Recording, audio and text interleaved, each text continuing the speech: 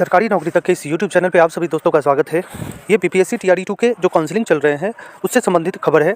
चूँकि जो टीआरई 2 में बहुत सारे लोगों के ओटीपी नहीं आ रहे थे या फिर डॉक्यूमेंट में कोई किसी प्रकार के इशू थे, इन सभी इशू को क्लियर करने के बाद बीपीएससी ने काउंसलिंग के डेट जो हैं वो अब बढ़ा दिए गए हैं। अब काउंसलिंग जो होगी वो 13 जनवरी तक होगी और 13 जनवरी तक उन सभी अभ्यर्थियों के काउंसलिंग होने हैं जिन सभी अभ्यर्थियों के डॉक्यूमेंट के कारण उनका वेरिफिकेशन नहीं हो पा रहा था या फिर आधार ऑथेंटिकेशन के ओटीपी नहीं आ रहे थे।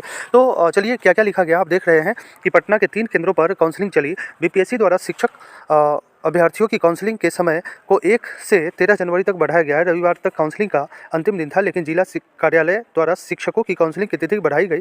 जिला शिक्षा पदाधिकारी अमित कुमार ने बताया कि बीपीएससी द्वारा संचालित प्रथम चरण पूरक परीक्षाफल एवं द्वितीय चरण का परीक्षाफल का अनुशंसित विद्यालय अध्यापक के वैसे अभ्यर्थी जिनके द्वारा डाटा एंट्री प्रमाण पत्र में त्रुटि हो गई है अथवा अन्य कारण से काउंसलिंग में भाग नहीं ले सके, त्रुटि सुधार के बाद जो है वो इनकी जो है वो काउंसलिंग की जाएगी और यह काउंसलिंग 13 जनवरी तक चलेगी।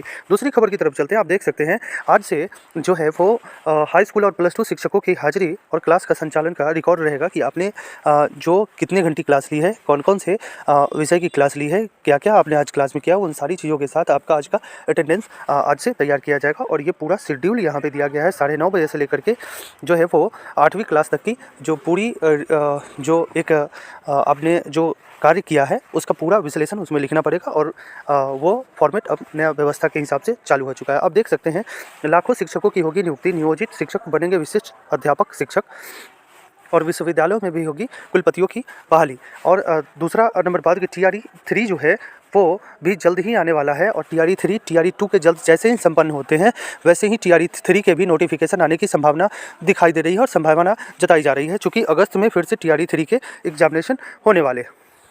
तीसरी खबर की तरफ चलते हैं और अगला खबर क्या है उसको देख लेते हैं। लिखा जा रहा है कि शहरी क्षेत्र में अब शुरू होगी शिक्षकों की नियुक्ति प्रक्रिया, यानी टीआरई 1 के बाद जो टीआरई 2 है उसमें टीआरई 2 में जितने भी अभ्यर्थी हैं उनके पहले जो सीटों की संख्या होगी वो ग्रामीण क्षेत्रों में भरी जाएगी और उसके बाद शहरी क्षेत्रों में भरा जाएगा और ज़्यादातर शिक्षकों को शहरी क्षेत्र दिए जाएंगे। विभाग ने सभी जिला शिक्षा पदाधिकारी कार्यालय को लिखा पत्र, इस सभी स्कूलों से विषयवार मांगी गई रिक्तियाँ में डीएलएड की तैयारी कर रहे हैं तो बिहार डीएलएड के लिए सबसे अच्छी पुस्तक चक्षु प्रकाशन की पुस्तक है जो बिहार डीएलएड के लिए तैयारी के लिए स्टडी गाइड और प्रैक्टिस सेट आपके लिए उपलब्ध करवा रही है। आप देख सकते हैं इसमें सभी विषयों के अलग अलग तार्किक एवं विश्लेषणात्मक क्षमता वाले सवालों को दिया गया है। आप इस पुस्तक को लेकर अपनी तैयारी को और भी मजबूती प्रदान कर सकते हैं।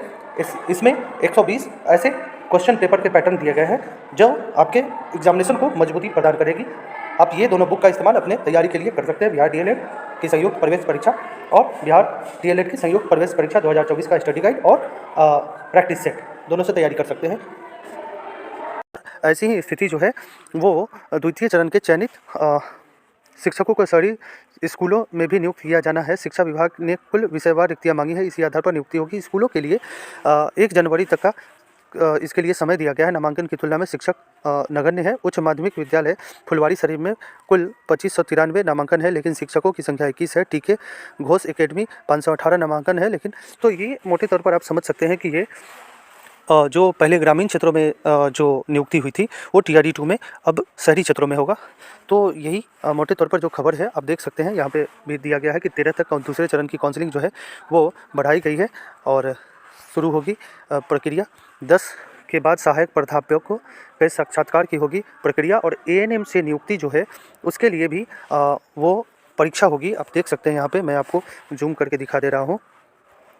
एएनएम की नियुक्ति की प्रक्रिया जो है वो 11-12 को होगी और 10,709 एएनएम की नियुक्ति के लिए 11-12 जनवरी को परीक्षा ली जाएगी। परीक्षा ऑनलाइन होगी और राज्य के विभिन्न जिलों में इसका सेंटर होगा। परीक्षा 3 पालियों में होगी।